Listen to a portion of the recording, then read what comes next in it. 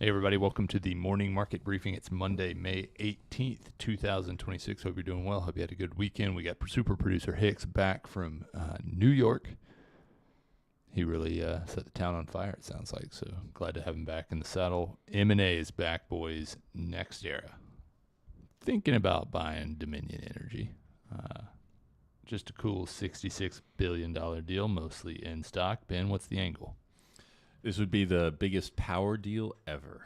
NextEra would give 0.8 shares of NextEra for every share of Dominion, valuing the company at about $76 a share. It closed Friday at about $61 a share, so a nice premium for those shareholders, although I imagine that NextEra would fall if this deal actually was going to come through. Pre-market, NextEra is down about 2 or 3%, and Dominion's up about 11 or 12%. Yeah, so D up to $69. Yep. So I mean, I think at the end of the day, this solidifies a lot of what David Solomon on Goldman Sachs Q1 conference call talked about, because he was asked, is the M&A market slowing down because of interest rates and oil prices? And he said, maybe there was for a week. Yeah. But by and large, a lot of companies are seeing this as a really good M&A opportunity, in part because of the regulatory environment, which they think is a little bit less onerous, or certainly more clear than the previous administration. But secondly, the valuations are somewhat attractive. There's obviously higher power demand, so in this segment specifically, it's attractive.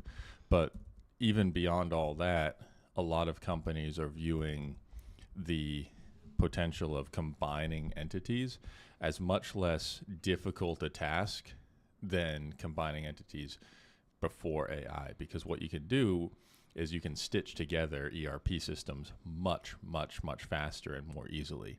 So all of a sudden, M&A that seemed very daunting and cumbersome is becoming a lot more manageable.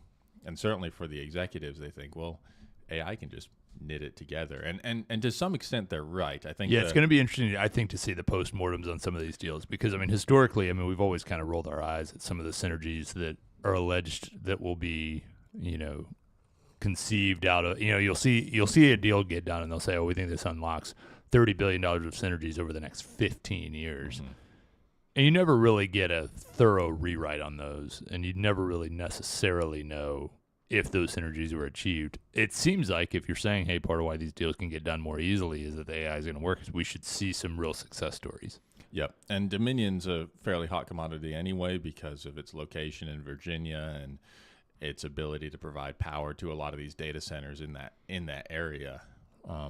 So I think that's an attractive target for NextEra, and I think to some extent makes sense. But we're seeing this throughout. We're seeing this, I mean, even the RIA space, I think a lot of people are very excited about what AI can do in terms of bringing systems together and quickly onboarding a large number of clients onto their platform. So I think this is not just in utilities, not just in different spheres, but it's kind of ubiquitous. It's given people an opportunity to see, really to see opportunities that they might not have seen before. Do you think there's going to be, I mean, utilities are obviously regulated differently, oftentimes just because of the geographic piece where, Southern Company can only raise prices by so much because they have a geographic monopoly. But I mean, if you look at the market caps, NextEra is about $200 billion. The next three, Southern Company, Constellation, and Duke, are all roughly $100 billion. I mean, you basically have one utility company that's nearly the size of the next three largest ones. I mean, you think there's any pushback on that, or they might have to divest pieces to make it work? I think that we'll see. I mean, in certain areas, I think the states will just be amenable to it and just might not challenge it. I think if you saw Constellation would be an interesting one, because I think they're the ones up in New York with 3 Mile Island. And so I think the regulatory burden on that might be a little bit more difficult. But certainly in the South with NextEra, Dominion, I feel like that'll probably go through. Or if there were any in Texas that would be deconsolidated. I know we're talking about regulated and unregulated. I also think there's a huge, and we talked about the wealth management space, but I think in banking, people have been talking about this wave of bank M&A activity that is pending for the last 20 years since the global financial crisis. There's always been community banks are going to get rolled up into regional banks are going to get rolled up to the big players. And I think this, again, makes it so much easier to attract, all of a sudden get deposits simply by rolling in a community bank. And overnight, you can have a bigger bank. Yeah, the banking space is interesting to me because you hear two really conflicting narratives. Well, you hear one and you see one. You hear the number of banks has gone down, tremendously, and there's certainly data that suggests that. And yet, I feel like every time I drive, there's a new bank. Mm-hmm. and I mean, even just in this immediate area, and not specifically through acquisition, the number of banks that have come in and gotten a pretty strong foothold in Marietta or Cobb County that didn't exist 10 years ago is pretty impressive. And I think the M&A on that is so, I mean, just simply, hey, you and I would be better together. Let's combine. We'll do it at book value. We'll split the shares accordingly. And all of a sudden, now we have a bigger base off of which to work, because half of these banks I've never even heard of that are just local. I don't know how they can build the awareness to really get scale and build deposits and lending activity. I mean, that one on the top of the square has changed hands like 3 times. Yep. I think it's a South State now. Yeah, but South it's State. like even in the last 5 years, they've changed that sign. Yeah, A so many handful of times. Yeah. And not just here in the U.S., UK deal making up 250%. Yeah, up to $150 billion, biggest since 2015. Lower valuations. They do have some political instability. We've talked about that in the UK. But I mean, you've seen a bunch of stuff go on because it's well regulated. Their earnings quality is good. Some of these international companies, and one of the reasons that we generally shy away from international is because earnings quality is terrible. You don't know exactly what they're reporting. They're not regulated, obviously, in most cases by the SEC, because they're in different countries, and they can do different things with their accounting than we're used to. But the UK is generally actually very good about that. If there's one country, I was talking to my wife about this over the weekend, but if there's one country that follows the rules, it's the UK. Like, everything is about a rule, and if you're not following the rule, minding the gap, what are you doing? Wearing your wig in court. Yes. Still very. I still Still wonder why. want every time, once a year, I get just absolutely flabbergasted at a clip from the court. Yeah, that you got to wear a wig in court. It's absolutely insane. So we're seeing a lot of companies look at UK companies as opportunities for growth. We saw McCormick buying Unilever's food business, Schroeder's asset management and selling out to Nuveen. Tate & Lyle was just a story from last week. They're the big ingredients manufacturer. They're seeing interest in one company we own, Sunbelt, was formerly listed on the London Stock Exchange, now on the New York Stock Exchange, is now formerly Ashtead, now Sunbelt. So I think we're continuing to see companies try to generate the best value for the shareholders, which is good to see.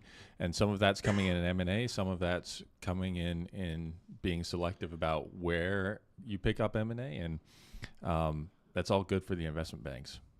Yep. Tom, quite a bond sell-off on Friday. Continued concerns about re-escalation of tensions with Iran, at least seems to be the headline that's driving this, but we saw the 10-year hit over the 4.63 mark, 30-year hit in 5.13, mortgage rates inching closer to 7%, kind of at a 6.75 right now. Has anything changed in terms of your outlook on the rate picture? Because we're now seemingly pricing in a rate hike.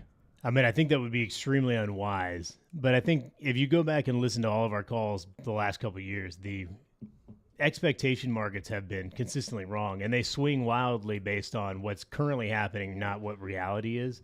They're incredibly emotional. I mean, I think at one point last year we were up to like 7 cuts for this year, and now we're at a hike. And so if you made those bets last year, you would have been off by, over 2%. So I think that we need to be cautious about what could happen in the next 3-4 months. I think that if there's not a resolution in Iran, I think that people will settle in and that inflation will settle in as well. And if the higher oil prices equate to higher gasoline and fertilizer prices, then that's going to eat up demand for other stuff. And I think that we'll see inflation throttle because, I mean, Ben said a great chart, and I don't know if it's in the notes or not.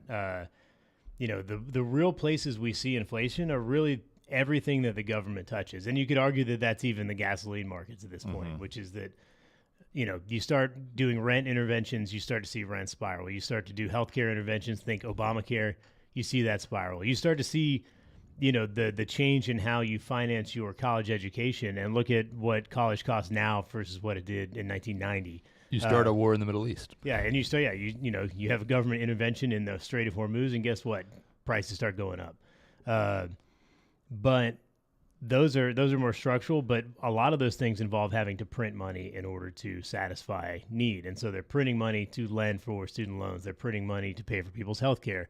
They're printing money so that you don't have to pay your rent. The government will pay your rent. And so those things are really the main inflation drivers. If you start looking around at kind of other stuff, for the most part, you start to get prices coming down. I mean, think about what the price of a TV was in 1995 versus what it is now. And that's the function of, corporate execution and supply chain management and all these different things that have caused things to drop in price. I mean, think about a cell phone just in terms of what it is versus what it costs. I mean, think about the brick cell phone that Gordon Gekko had in the 1980s and how much that cost and how rare it was because of how much it cost and how limited it was to what we have now. Yep. Yeah, and what it costs to talk on per minute. We don't talk about minutes it was a roaming at all anymore. You used to pay for 100 text messages a month. So the idea that we're not going to innovate and find ways to bring prices down on most goods over time, I think is silly, and I think that we're really overreacting. And I think that the narrative has been the war in Iran is really causing rates to go up here. But if you look at the different charts around the world, that I've got up on my Bloomberg function WB, which is the world bonds sort of side by side. For the longest time, we talked about on this podcast how most rates on the planet were negative, and how the U.S. was the shining beacon on the hill, and we had positive rates, across the board, even on our 10-year, 30-year, when things got really, really tight. But what's really happened is the layer cake that is the rate stack across the world is everybody else is getting crushed. Japan is getting crushed. The United Kingdom, their 10-year is at a 5.10 right now. I joked about it a couple weeks ago. At what point do we start buying the gilt, which is what they call their treasuries? I mean, they've just rocketed by us, and they're at standard deviations above the mean, higher than they've been. And that's because there are other places in the world that are getting hurt way more by the war in Iran. And we've talked about that too, where it's just Japan can't get enough oil and their prices are going to go through the roof. UK, another island country, having a hard time getting oil. And that's a real problem for them. And what it does is bonds are a relative value game. It's all about how much is this worth versus that. Are mortgages cheaper than treasuries? Are treasuries cheaper than munis? Is high yield cheaper than IG corporates? And how does that all relate to each other in that credit stack? And sovereigns are like that as well. So as soon as you see the most expensive sovereign debt become the cheapest, there's going to be a huge shakeup. And I think that's really more of what we're seeing. Is you're seeing real panic in other bond markets, and that's causing general panic in bond markets. But again, I reserve the right to be wrong on this trade, but the 30-year is actually a safer place to be, in the 20-year as well. Is that if you look at the relative change on the 2s, 5s, 7s, 10s, the meat of the curve, the belly as they call it, has gotten crushed. I mean, 3s, 7s, 5s, 10s are all down significantly on a yield basis, right? On a price basis and a yield going up basis, far more than the 30-year. So you're actually insulated by having more duration here, because the yield curve is starting to look like a yield hump, and the reason that is because instead of being a curved line, the middle is inflating up in the center, and you're seeing a lot more principal loss there. That being said, munis are holding in tight, mortgages are getting pummeled, and I think it's just an unbelievable opportunity akin to 2022 when we could just buy mortgages all day long and they outperform for the next 3 years. I think it's another time to start locking those in. But I think that it's really a global rate story and not necessarily U.S. inflation is spiraling out of control. Because if you look at it, we basically kind of been in a sideways with, low peaks between 5 and, call it 4.30 on the 30-year for 2-3 years now. You look at Britain, they haven't seen this ever. They're going straight vertical, Japan is going straight vertical on that chart. I mean, they're getting absolutely elevator down on their bond prices, and that's causing a lot of demand shift because now suddenly, talk about relative value, you could make more money if you live in the UK buying a UK 10-year gilt versus buying a 10-year treasury. And that was always the thing is like people are going to buy, the Japanese are always going to buy the US 10-year because it's cheaper than the Japanese 10-year. That might not always be the case now. And so some of the demand shift is going to other countries. And I think that's worth noting, but it's causing some real. And you see that show up, gyrations. especially on some of the auctions. Yeah. Where it's like, I think also, you mentioned this, the relative value component of fixed income management is lost on a lot of people. The other piece is much more so than the stock market. It is a game of supply and demand. And if there is the same amount of supply, but there is more demand for a gilt because it pays more, guess where the money's going? Yeah. I mean, it's, like in theory, there are only so many shares of Apple, but they trade so frequently that you can always buy a share of Apple. That's not the case for bonds. I think the UK Labour government, I think, is not long for this year. We'll see what ends up happening with that, but Keir Starmer's kind of lost it. If you're thinking, when I think about the UK, I think about they're really strong in insurance. Well, what do insurance companies do? They invest in bonds. And if their bonds are getting smashed, I do wonder if we should be on the lookout for a Lloyd's UK of London becoming a Silicon Valley bank. Maybe not Lloyd's, but maybe something. And it would start low, but it's something to be watchful. To your point about we always talk poorly on European stocks. For my entire career, they've been like, man, European banks, specifically British banks, are so cheap. They're trading at 9 times earnings, and I guarantee you right now they're trading at 3 times earnings because they're getting crushed. And by the way, all the mortgages are floating. Yeah, and that's a real structural problem in the UK is that they have that baseline rate that your mortgage goes on. I mean, they're getting killed right now, and that's going to lead to, serious austerity measures because the British move is the stiff upper lip to, keep calm and carry on, but that's going to be difficult. They did it. They did it during COVID. They're going to do it now, where they take the most self-flagellatory stance, which is like, I'm just going to grit my teeth and get through this. But we don't do that over here. But, I think that they've navigated their rate environment more effectively than we did, but now they're in a real tough spot because we sort of inflicted some problems on them. Yeah. So sorry about it. Not really. Yeah. Reports of an Iranian drone strike in the UAE. Perhaps some uncertainty as to where it originated from, but certainly it seems that the official line is that it was from Iran, came over the western border. I'm curious, Ben, this is not in the notes, but we seem to have collectively accepted re-escalation. Like that was coming. I think a lot of people were looking for something over the weekend. I was refreshing like crazy. What do you point to that has driven us to that point other than the fact that it's just kept dragging on and nothing's like it? Is it just because I look at what Trump has talked about, I look at things that have been said. To me, the tone hasn't shifted. To me, it seems, and I don't want to defend the status quo that we have been in for the last several weeks because I certainly would say that's untenable and unsustainable and non-productive and not really accomplishing anything. But is the general, I don't want to say appetite as if people are wishing for it, but the appetite of acceptance of re-escalation, is that just a byproduct of boredom and fatigue and nothing's happened? I think it's a couple things. So I listen to a lot of Two-Way, that podcast we listen to, precisely to understand why this is happening. And I think that there have been the Republican Party is kind of bifurcated into a group that both groups want this escapade, this excursion, as Trump would say, to end. One thinks that the only way it will end is with devastating force, boots on the ground, something that we haven't seen before yet in Iran.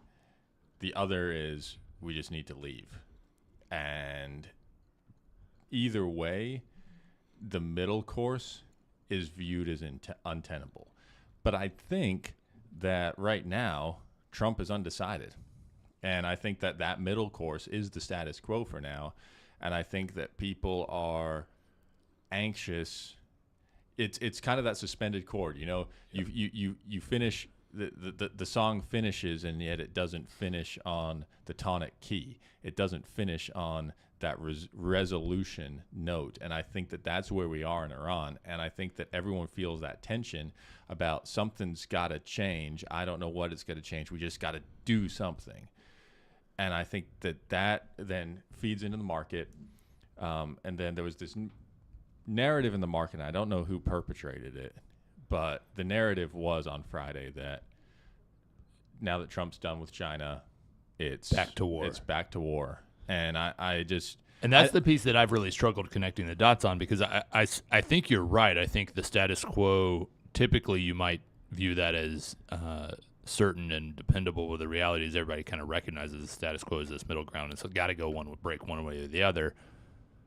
It's just interesting to me that we've jumped to it's going to break this specific way. I agree, and I think the market kind of dictated a lot of that. It's weird how the market can create a headline, but I think the fact that the market was down 1.5% on Friday kind of wrote a lot of those headlines.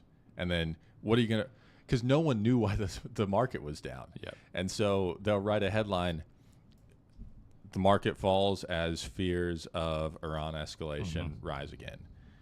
It's just commenting on what's happening because people need a reason. Yep. But it doesn't mean that anyone has any insight as to whether that will happen or not. I want to wrap the call up with some AI charts. I'll give Hicks a minute to pull those up. Previewing the week, tomorrow we've got Home Depot. We will get NVIDIA earnings later in the week. There's a 20-year auction. Plenty of coming through. It's a nice balanced news week as we look at the table here on Monday. We previewed some of this stuff last week.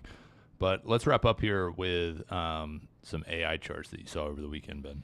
Yeah, I guess the two we'll just kind of hit two because we might be going a little bit long. But the first is just the capital intensity of the new AI reality, and this is annual capex to sales. Hicks, if we can get that up, and you can just see absolutely going off a rocket ship. Companies that used to spend 10, 15, 20% of their revenue on CapEx, they're now spending over 50%. That is a lot considering these companies make excellent gross margins, kind of in the 40, 50, 60, maybe even 70% range. But that's up before all operating expenses. And now you got CapEx that's over 50%. So a lot of these companies aren't going to be free cash flow positive, including Microsoft, which is just unbelievable considering that they generate over $200 billion in cash flow a year. And now that's just going to be funneled toward CapEx. But you are seeing an inflection higher in usage. If we can get to the unprecedented growth chart, Anthropic taking off. OpenAI, I think this chart isn't updated for OpenAI, but we're seeing that move higher as well. And so I do think that we're seeing the revenue cases for AI, but people don't know exactly how that's going to square. I just think this is interesting in terms of the changing nature of these big mega cap companies and the aggressive adoption of AI. And I think actually let's go to the last one. No one knows anything. Is kind of and I think this is so true.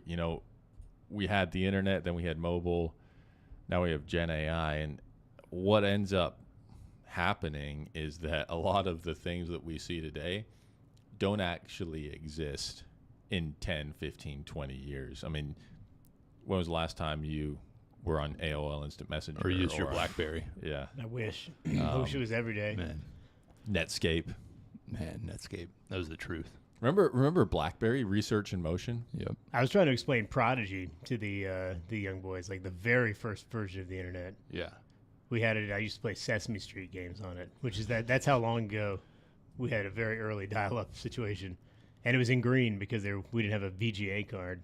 It was everyone's on their BlackBerry. Dial-up. Obama has his BlackBerry. Yeah.